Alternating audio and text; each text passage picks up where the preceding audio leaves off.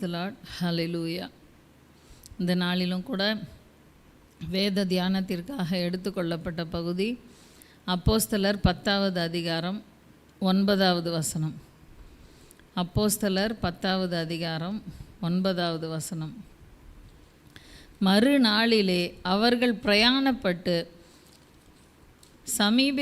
அந்த பட்டணத்துக்கு சமீபித்து வருகையில் பேதுரு 6 மணி நேரத்திலே ஜெபம் பண்ணும்படி மேல் வீட்டில் ஏறினான். இந்த வசனத்தோட பின்பகுதியை பாருங்கள்.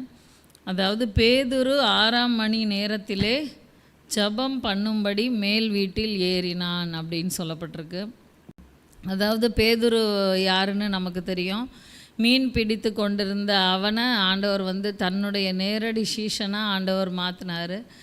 ஆண்டவருக்கு அப்புறமாவும் பெரிய பெரிய காரியங்களை செஞ்சு சபைக்கு அஸ்திபாரமாக இந்த கல்லாக இருக்கக்கூடிய அளவுக்கு பேதுருவை ஆண்டவர் அப்படி ஒரு முந்திரி கொட்டையாக இருந்தாலும் அந்த பேதுருவை தான் ஆண்டவர் தெரிந்து கொண்டார். அவனுடைய அந்த ஒரு எல்லாத்துலேயும் முந்தி ஒரு ஓடி செய்கிற அந்த காரியங்கள், ஆர்வமாக தேவ சமூகத்தில் வருகிற காரியங்கள், ஒருவேளை அவனால் அதில் தொடர்ந்து நிற்க முடியாமல் இருந்தால் கூட அவன் அதில் திருப்பி ஆண்டவருக்குரிய காரியங்களில் ஆர்வமாக அவன் வர்றதை நம்ம பார்க்க முடியும். ஒரு கடலில் நடக்கிறதுனாலும் சரி, இல்லை ஆண்டவர்கிட்ட உடனே ஆண்டவரே நீங்கள் மறிக்கக்கூடாது அப்படின்னு சொல்லி போய் பேசி திட்டு வாங்கிறதுனாலும் சரி, எதுனாலும் அவன் முந்தி ஆண்டவர்கிட்ட பேசி அந்த மாதிரி ஒரு வைராக்கியமாக ஆர்வமாக அவன் இருக்கிற அந்த பேதுரு இந்த இடத்துல என்ன பண்ணுறாரு அப்படின்னு நம்ம பார்க்குறோம். 6 மணி நேரத்திலே ஜெபம் பண்ணும்படி மேல் வீட்டில் ஏறினான் அப்படின்னு சொல்லப்பட்டிருக்கு. அதாவது அந்த ஒரு குறிப்பிட்ட நேரத்தில் அவன் என்ன பண்ணுறான், 6 மணி நேரம் அப்படின்னு சொல்லப்பட்டிருக்கு. அந்த நேரத்தில் ஜெபம் பண்ணும்படியாக அவன் போகிறான்.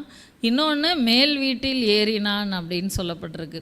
இந்த மாதிரி ஒரு அனுபவம் நமக்குள்ளே எத்தனை பேருக்கு இருக்குது? நம்முடைய ஜெப நேரம் எது அப்படின்னு சொல்லி கேட்டால் நம்மளால் கரெக்டாக சொல்ல முடியுமா? இந்த டைம் என்னோடய ப்ரேயர் டைம், இந்த டைம் என்னோடய பர்சனல் ப்ரேயர் டைம், இந்த நேரத்தில் நான் தனித்து தேவனோடு கூட இருப்பேன் அப்படின்னு சொல்ல முடியுமா?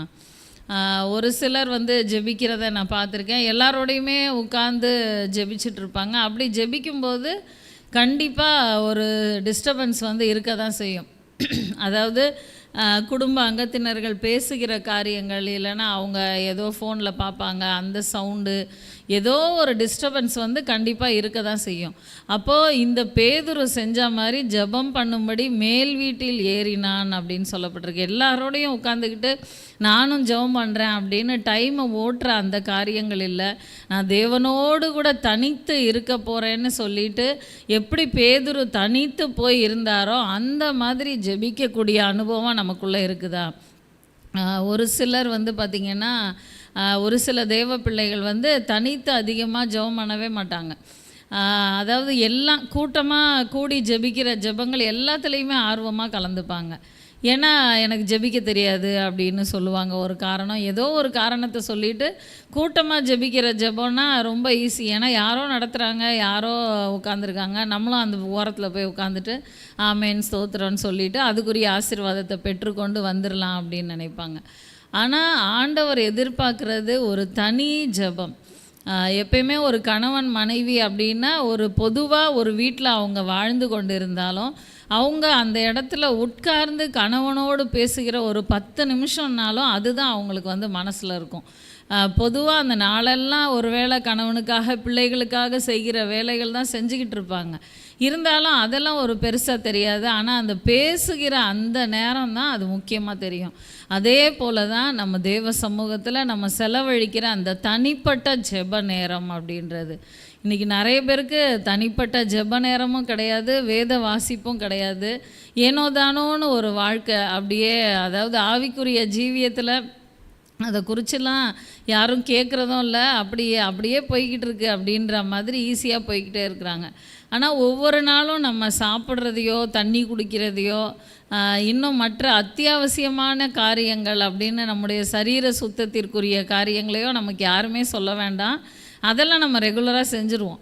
ஆனால் ஆவிக்குரிய மனுஷன், உள்ளான மனுஷன் பலப்படும்படியாக வேதத்தை வாசிக்கிறது, அடுத்து தேவனோடு கூட பேசுகிறது, இந்த காரியங்களுக்கு நம்ம எவ்வளோ முக்கியத்துவம் கொடுக்குறோம். தேவன் நமக்கு கொடுத்துருக்கிற இந்த 24 மணி நேரத்தில் அவருக்குன்னு நம்ம எவ்வளோ நேரம் கொடுக்குறோம் அப்படின்னு யோசித்து பார்த்தா நிறைய தேவ பிள்ளைகளுடைய வாழ்க்கையில் இல்லை அப்படின்னு தான் சொல்ல முடியும். இன்னும் ஒரு சில குடும்பங்கள் ஆவிக்குரிய குடும்பங்கள் தான், ஆனால் பிள்ளைகள் பார்த்திங்கன்னா அந்த மாதிரி காரியங்களுக்கு கொஞ்சம் கூட நேரம் செலவு பண்ணுறதே இல்லை. ஒரு சில நேரம் பிள்ளைங்க சர்ச்சில் பைபிளை விட்டுட்டு போயிடுவாங்க, அடுத்த வாரம் பொறுமையாக எடுத்துப்பாங்க. அப்போ என்ன நடுவில் வாசிக்கலாம் மாட்டியா, பைபிளை தேடவே இல்லையே அப்படின்னா ஒரு சிரிப்பு மட்டும்தான். ஏன்னா மற்ற எல்லா காரியமும் நடக்கும், எவ்வளோ உடம்பு சரியில்லைனாலும் கரெக்டாக சாப்பிட்ருவோம், தண்ணி குடிச்சிருவோம், அந்த வேலையெல்லாம் நடந்துடும். ஆனால் ஜெபிக்கிறதோ வேதம் வாசிக்கிறதோ கிடையவே கிடையாது. இந்த மாதிரி காரியங்களில் நம்ம பெற்றோர்களாகிய நம்மளும் ரொம்ப ஜாக்கிரதையாக இருக்கணும். அதாவது உலக பிரகாரமாக நம்ம பிள்ளைங்களை வளர்த்து விட்டு உலகத்துக்கு நல்ல ஒரு மாதிரி தான் விட்டுட்ருக்குறோம். ஆனாலும் சில நேரங்களில் நான் கேட்பேன், நான் கவனிக்கலையே அப்படின்ற மாதிரி. அந்த மாதிரி நம்ம பிள்ளைகளுடைய அந்த வாழ்க்கையை குறித்து நம்ம ரொம்ப ஜாக்கிரதையாக இருக்க வேண்டியது அவசியம். பிள்ளைங்களை மட்டும் பார்த்துட்டு நம்ம விட்டுறக்கூடாது, நம்மளுமே அந்த காரியங்களில் தேவனோடு கூட தனித்து இருக்கிற நேரங்களுக்கு நம்ம செலவு பண்ண வேண்டியது அவசியம். அடுத்து அதே அப்போஸ்தலர் அதிகாரத்தில் 30வது வசனம் பாருங்கள். அதற்கு கொர்நேலியு 4 நாளைக்கு முன்னே இந்நேரத்திலே நான் உபவாசித்து 9ஆம் மணி நேரத்திலே என் வீட்டிலே ஜெபம் பண்ணி கொண்டிருந்தேன். அப்பொழுது பிரகாசமுள்ள வஸ்திரம் தரித்த மனுஷன் ஒருவன் எனக்கு முன்பாக நின்று, கொர்நேலியுவே, உன் ஜெபம் கேட்கப்பட்டது, உன் தான தர்மங்கள் தேவ சந்நிதியில் நினைத்தருளப்பட்டது. இந்த கொர்நேலியு ஒரு புறஜாதியில் இருக்கிற ஒரு மனுஷனாக தான் இருக்கிறான். ஆனாலும் அவன் அவனுக்கு தெரிந்த அளவுக்கு அவன் அந்த ஜெபத்திலையும் உபவாசத்திலையும் தரித்திருக்கிறத நம்ம பார்க்க முடியுது. அவனுக்கு கொடுக்கப்பட்ட, அவனுக்கு அறிவிக்கப்பட்ட அந்த காரியங்கள்லாம் அவன் ரொம்பவே உண்மையாக இருக்கிறான். அப்படி உபவாசித்து 9ஆம் மணி நேரத்திலே வீட்டிலே ஜெபம் பண்ணி கொண்டிருந்தேன் அப்படின்னு சொல்கிறான். அப்போ இந்த கொர்நேலியோ சரியாக ஆண்டவரை பற்றி அறியல, ஆண்டவரை பற்றி சொல்கிறதுக்கு தான் பேதுருவே அந்த இடத்துல அழைக்கப்படுறார். அப்படி இருந்தாலும் அவன் அவனுக்கு தெரிந்த காரியங்கள்லாம் அவன் உண்மையாக இருந்தான். அதாவது நமக்கு ஆண்டவர் நிறைய கொடுக்குறாரு, வேத வசனங்களாகட்டும், பிரசங்கமாகட்டும், எல்லா விதத்திலும் நம்ம ஆவிக்குரிய அறிவு நமக்கு இல்லை அப்படின்னு மட்டும் சொல்லிடவே முடியாது. ஏதோ மலை ஜாதியினர், ரொம்ப பழங்குடியினர், அவங்களுக்கு ஆண்டவரை பற்றி அறிவிக்கப்படலை அப்படின்னு சொன்னால் ஒருவேளை அது மன்னிக்கப்படலாம், ஒருவேளை தெரில. ஆனால் நம்மலாம் நல்லாவே அறிஞ்சிருக்கிறோம், ஆண்டவருடைய காரியங்கள் பற்றி நமக்கு நல்லாவே அறிவு உண்டு. வேத வசனங்கள் இப்படி இப்படி சொல்லுதுன்னு வாரம் நம்ம பகுத்து போதிக்கிற காரியங்களை நம்ம அறிஞ்சிக்கிட்டு இருக்கிறோம். அப்படி அறிஞ்சுமே நம்ம அந்த காரியங்களில் உண்மை இல்லாமல் இருந்தோன்னா நம்ம ஆண்டவர் கணக்கு கேட்குற நாளில் நம்ம தப்பிக்கவே முடியாது. இந்த இடத்துல பாருங்கள், அப்பொழுது பிரகாசமுள்ள வஸ்திரம் தரித்த மனுஷன் ஒருவன் எனக்கு முன்பாக நின்று, கொர்நேலியுவே, உன் ஜெபம் கேட்கப்பட்டது, உன் தான தர்மங்கள் தேவ சந்நிதியில் நினைத்தருளப்பட்டது அப்படின்னு சொல்கிறத நம்ம பார்க்க முடியுது. அதாவது அவன் அது வரைக்கும் ஜெபம் பண்ணிக்கிட்டே இருந்தாலும் அந்த ஜெபங்கள் அந்த நாளிலே கேட்கப்பட்டது மட்டும் இல்லை, தான தர்மங்கள் கூட நினைத்தருளப்பட்டது அப்படின்னு அவன் செஞ்ச அந்த நல்ல காரியங்கள் கூட தேவ சமூகத்தில் நினைத்தருளப்பட்டு தான் அவனுக்கு அந்த ரட்சிப்பின் காரியங்கள் கடந்து வரும்படியாக பேதுரு அந்த இடத்துல அழைக்கப்பட்டு அந்த குடும்பத்தினர் எல்லாருக்கும் ஆண்டவருடைய காரியங்களை அறிவிக்கிறார். அப்போது நம்ம இந்த மாதிரி ஒரு தனிப்பட்ட நேரத்தை தேவனுக்கென்று ஒதுக்குறோமா அப்படின்றத நம்ம யோசித்து பார்க்கணும். நம்ம மற்ற எல்லா காரியத்துக்கும் நமக்கு நேரம் இருக்குது, ஆனால் ஜெபிக்க மட்டும் நேரம் இல்லை அப்படின்னு சொன்னால் அது இருதயங்களை பார்க்கிறவர் அறியாரோ, அந்தரங்கங்களை சோதித்து அறிகிறவருக்கு நம்ம எஸ்கேப் ஆகவே முடியாது. அவருக்கு தெரியும் எந்தெந்த நேரம் நம்ம ஒருவேளை தேவனுக்கு இதை கொடுத்துருக்கலாம் அப்படின்னு. இன்னொன்று, நமக்குள்ள சில நேரங்களில் ஜெபிக்கும்படியாக ஆண்டவர் தூண்டுவார். அப்படி தூண்டும்போது கூட நம்ம இல்லை, டயர்டாக இருக்குது, எனக்கு அந்த வேலை இருக்குது, இந்த வேலை இருக்குதுன்னு இப்படின்னு உட்காந்து நிறைய நேரம் ஸ்கிப் பண்ணுறதான அந்த மாதிரி நேரங்கள்லாம் கூட இருக்குது. அப்படிப்பட்ட நேரங்களில் உடனே நம்ம ஆண்டவருக்கு ஒப்பு கொடுத்து, இது என்னுடைய தனிப்பட்ட ஜெப நேரம், இந்த நேரத்தில் நம்ம அதை ஸ்கிப் பண்ணவே கூடாதுன்னு ஒரு வைராக்கியம் நமக்குள்ளே இருக்க வேண்டியது அவசியம். ஒரு ஆவிக்குரிய வைராக்கியம் நமக்கு இருக்கணும். நம்ம ஒருவேளை எத்தனையோ நேரங்களில் நம்ம வந்து சில சூழ்நிலைகளில் சிக்கிக்கொள்கிறோம். நமக்கு அந்த நேரம் ஆண்டவர் இல்லைன்னா தப்பிக்கிறதுக்கு வழியே இல்லைன்ற மாதிரி சூழ்நிலைகள் வருது. ஆண்டவர் கிருபையாக இறங்கி நம்மளை தப்புவிக்கிறார். ஒருவேளை ஆண்டவர் இந்த ஒரு தடவை போட்டோம், பரவாயில்ல, கொஞ்சம் கஷ்டப்பட்டு ஏதோ நடக்கட்டும் அப்படின்னு விட்டால் நம்மளால் எப்படி இருக்க முடியும்? கண்டிப்பாக முடியவே முடியாது. ஆண்டவருடைய துணை இல்லாமல் நம்மளால் எந்த சூழ்நிலையிலேருந்தும் ஒரு நெருக்கமான இக்கட்டான சூழ்நிலைகளிலிருந்து வெளியே வரவே முடியாது. அப்போ ஆண்டவர் வந்து நமக்காக எந்த நேரம்னாலும் வைராக்கியம் பாராட்டி ஆண்டவர் இறங்கி வராரு. ஆனால் நம்ம தேவ சமூகத்தில் அவருக்கு கொடுக்க வேண்டிய நேரங்களை வைராக்கியமாக கொடுக்குறோமா அப்படின்றத நம்ம யோசித்து பார்க்கணும். பிலிப்பியர் 4வது அதிகாரம் 6வது வசனம் எடுத்துக்கொள்ளுங்க. பிலிப்பியர் 4வது அதிகாரம் 6வது வசனம். நீங்கள் ஒன்றுக்கும் கவலைப்படாமல் எல்லாவற்றையும் குறித்து உங்கள் விண்ணப்பங்களை ஸ்தோத்திரத்தோடே கூடிய ஜெபத்தினாலும் வேண்டுதலினாலும் தேவனுக்கு தெரியப்படுத்துங்கள். எதுக்கும் கவலைப்படாமல் எல்லாவற்றையும் நம்ம தேவ சமூகத்தில் ஸ்தோத்திரத்தோடே கூடிய ஜெபத்தினாலும் வேண்டுதலினாலும் தெரியப்படுத்தணும் அப்படின்னு இந்த வசனம் சொல்லுது. நம்ம இந்த காரியங்களை செய்யும்போது நமக்கு முன்னாடி நிற்கிறது ஒரு மலை மாதிரி தேவையாக இருந்தால் கூட தேவ சமூகத்தில் நம்ம சொல்லும்போது தேவன் பார்த்து கொள்வார் அப்படின்ற ஒரு ரிலாக்ஸ் நமக்கு வரும். அதாவது அதை குறித்த ஒரு பெரிய கவலை இருக்கவே இருக்காது. ஏன்னா சொல்ல வேண்டிய நபர்கிட்ட சொல்லியாச்சு, அவர் பார்த்துப்பார் அப்படின்ற மாதிரி நம்ம அதை குறித்து ஈஸியாக கடந்து போக முடியும். ஒருவேளை நம்ம தேவ சமூகத்தில் ஜெபத்தில் அந்த காரியங்களை ஒப்பு கொடுக்கலன்னா அது நமக்கு பெருசாக நின்றுட்டுருக்கோம். இது எப்படி நடக்கும், இது எப்படி நடக்கும், எப்படி நடக்கும்ன்ட்டு அந்த ஒரு கொஸ்டின், அந்த ஒரு திகைப்பு தான் நமக்கு இருக்கும். அதனால் நம்ம கவலைப்படாமல் இருக்கணும், ரொம்ப நிம்மதியாக இருக்கணும் அப்படின்னு நினச்சிங்கன்னா ஒவ்வொரு நாளும் உங்களுடைய அந்த ஜெப நேரத்தை தவற விடாமல் என்னென்ன காரியங்களுக்காக ஜெபிக்கணும், எதை எதை ஆண்டவர்கிட்ட ஒப்பு கொடுக்கணும்னு நினைக்கிறீங்களோ அதை கண்டிப்பாக தேவ சமூகத்தில் ஒப்பு கொடுங்க. தேவன் பெரிய காரியங்களை செய்வார். அடுத்து யாக்கோபு 5வது அதிகாரம் 17-18 வசனங்கள். யாக்கோபு 5வது அதிகாரம் 17-18 வசனங்கள்.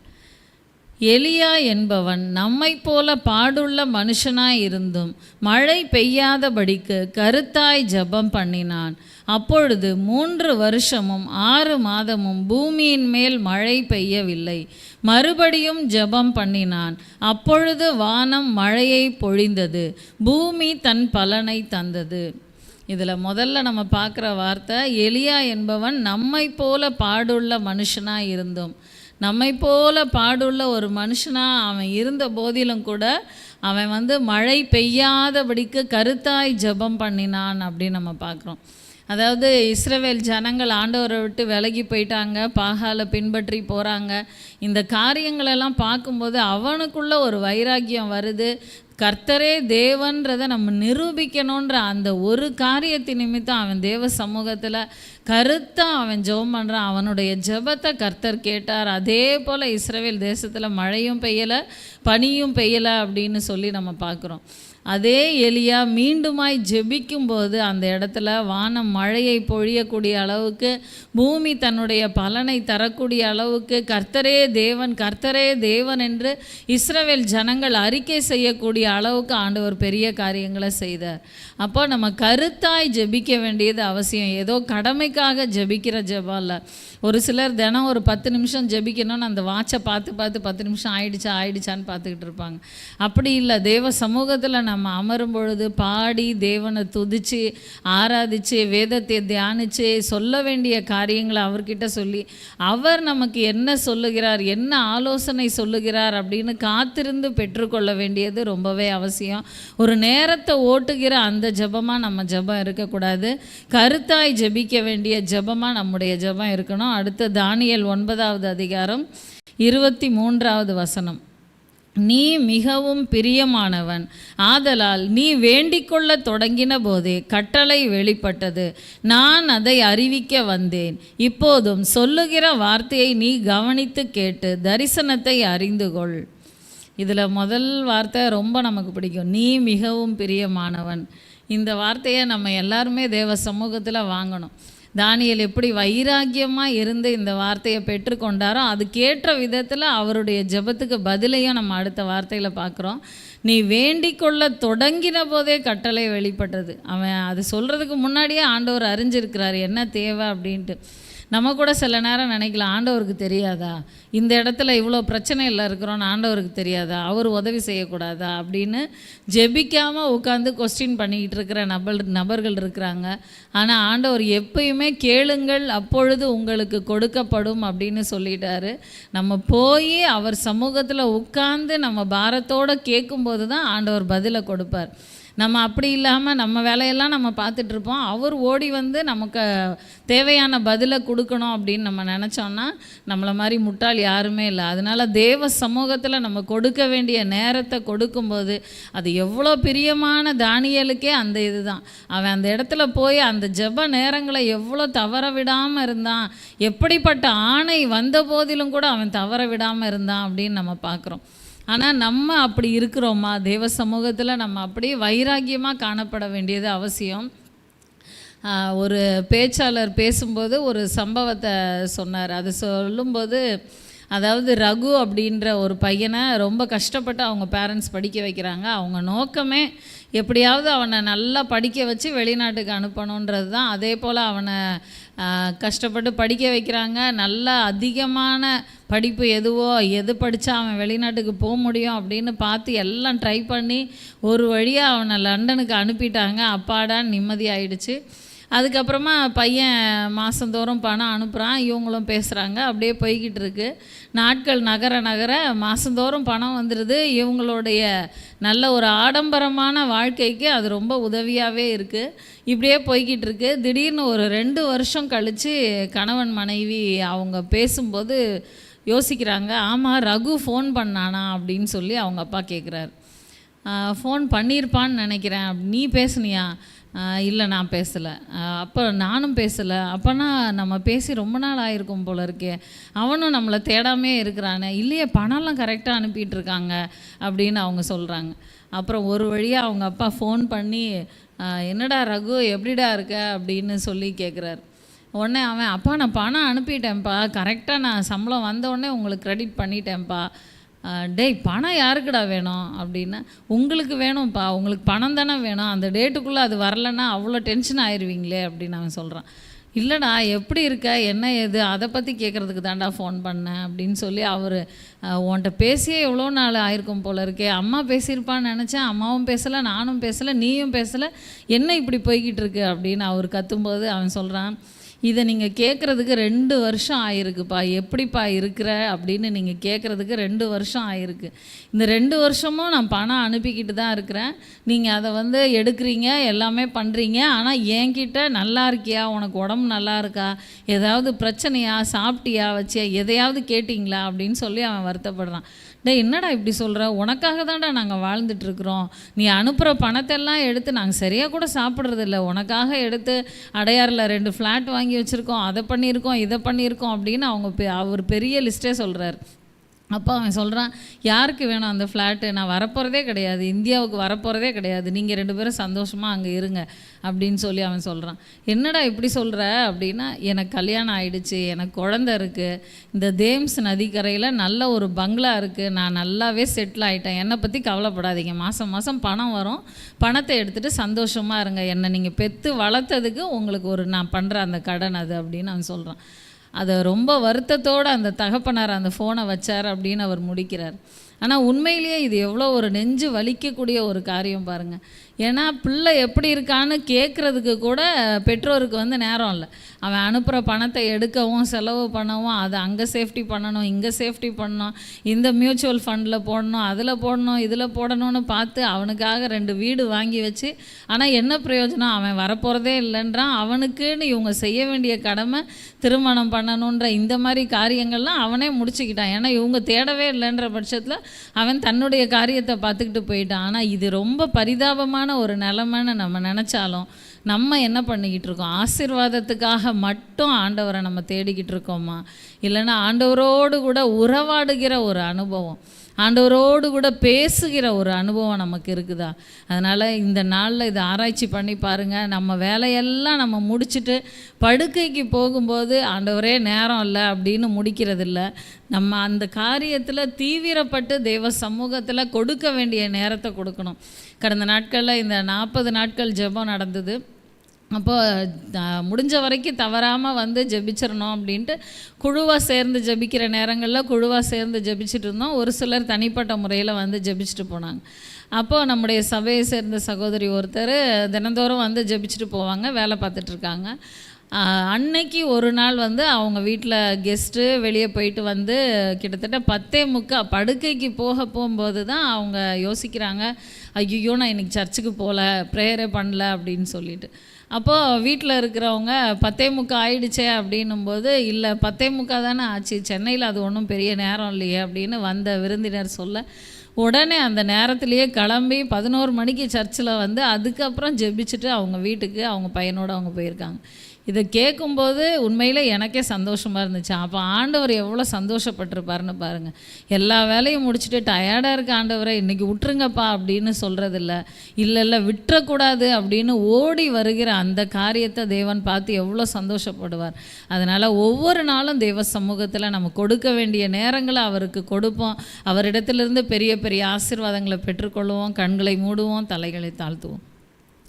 ஸ்தோத்திரம் அப்பா. ஆவியானவரே உம்மை துதிக்கிறோம் ராஜா. அப்பா உமக்கு நன்றி செலுத்துகிறோம் அப்பா. பரிசுத்தரே உம்மை நன்றியோடு கூட துதிக்கிறோம் துதிக்கிறோம் துதிக்கிறோம் துதிக்கிறோம் துதிக்கிறோம் அப்பா. கர்த்தாவே உமக்கு நன்றி ராஜா. அப்பா உமக்கு கொடுக்க வேண்டிய நேரங்களை நாங்கள் சரியானபடி உம்முடைய சமூகத்தில் கொடுக்க எங்கள் ஒவ்வொருவருக்கும் கிருபை கொடுங்கப்பா. ஏதாவது ஒரு காரியத்தை சொல்லி சாக்கு போக்கு சொல்லி அந்த நேரங்களை ஸ்கிப் பண்ணுகிறதான அனுபவங்கள் அல்ல ராஜா. ஒவ்வொரு நாளும் தேவனோடு கூட பேசுகிற ஒரு அனுபவம், தேவனோடு கூட உறவாடுகிற ஒரு அனுபவத்தை நாங்கள் பெற்றுக்கொள்ளணும் அப்பா. அப்பா இந்த சம்பவத்தில் நாங்கள் பார்த்த மாதிரி வெறுமனே பணத்துக்காக ஆசீர்வாதங்களுக்காக மாத்திரம் தேவனை தேடாதபடி அப்பா, தேவனுடைய இருதயத்தின் வாஞ்சை என்ன, தேவன் என்னுடைய வாழ்க்கையில் என்ன செய்ய விரும்புகிறார், இன்னும் நான் அவருக்கு என்னென்ன விட்டு கொடுக்கணும்னு ஒவ்வொருவரும் கவனமாய் கிரியை செய்யக்கூடிய அளவுக்கு தேவனே ஒவ்வொரு தேவ பிள்ளைகளுடைய இருதயங்களிலும் நீங்கள் கிரியை செய்யுங்கப்பா. பரிசுத்த ஆவியானவரே அப்பா, நாங்கள் ஒருவேளை மறந்தாலும் பரலோகம் எங்களுடைய காரியங்களை ஞாபக புஸ்தகத்தில் குறித்து வைத்து கொண்டிருக்கிறதே, அந்த காரியத்தில் நாங்கள் ஒரு நாளும் ஆப்சண்ட் ஆகாதபடி தவறாமல் தேவ சமூகத்தில் காணப்பட எங்களுக்கு கிருபை கொடுங்கப்பா. ஒவ்வொருவரையும் தேவன் பலப்படுத்துங்க, ஆசீர்வதிங்க. துதிக்கான மகிமையெல்லாம் உமக்கே செலுத்துகிறோம். இயேசுவின் மூலம் ஜெபிக்கிறோம் ஜீவனுள்ள எங்கள் நல்ல பிதாவே, ஆமேன். என் ஆத்துமாவே கர்த்தரை ஸ்தோத்திரி, என் முழு உள்ளமே அவருடைய பரிசுத்த நாமத்தை ஸ்தோத்திரி. என் ஆத்துமாவே கர்த்தரை ஸ்தோத்திரி, கர்த்தர் செய்த சகல உபகாரங்களையும் மறவாதே. ஆமேன் ஆமேன். வேதத்தை வாசித்து விட்டு இந்த இடத்தை விட்டு கடந்து செல்லுங்கள். கர்த்தர் உங்களை ஆசீர்வதிப்பார். ஆமேன்.